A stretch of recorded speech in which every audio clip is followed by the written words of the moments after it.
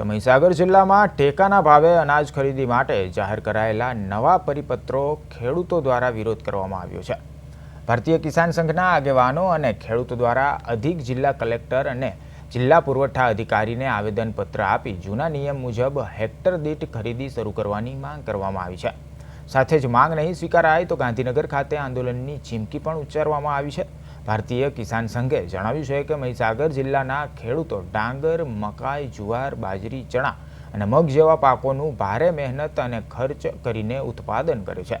કુદરતી આફતો, જંગલી પ્રાણીઓના ત્રાસ અને મોંઘા બિયારણ ખાતર વચ્ચે તૈયાર કર્યા બાદ બજારમાં યોગ્ય ભાવ મળતો નથી, ત્યારે એમએસપી યોજના ખેડૂતો માટે આશાનું કિરણ બની છે।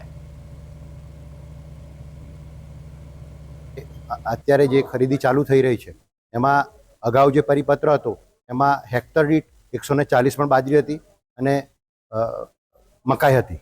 એમાં અત્યારે જે નવો પરિપત્ર કર્યો એમાં 75 મણ ખેડૂત દીઠ કરવામાં આવ્યું। તો એના કારણે જે ખેડૂતોએ જે ઉત્પાદન કર્યું છે એ ઉત્પાદનનો જથ્થો બાકીનો જથ્થાને શું કરશે અને એ જથ્થાને જો બજારમાં વેચે તો બજારમાં પણ ભાવ ખૂબ જ ઓછો છે।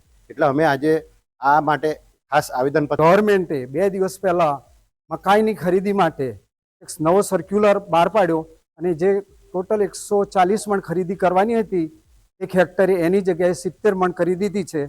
આગલા દિવસે દરેક ખેડૂતને મેસેજ પણ આપી દેવામાં આવેલો, એમનો પુરવઠો લઈ 140 મણ પ્રમાણે પુરવઠો લઈને ખેડૂતો પણ આવી ગયેલા અને તોલવાની જ્યારે શરૂ થઈ ત્યારે 50% જ પુરવઠો તોલ્યો।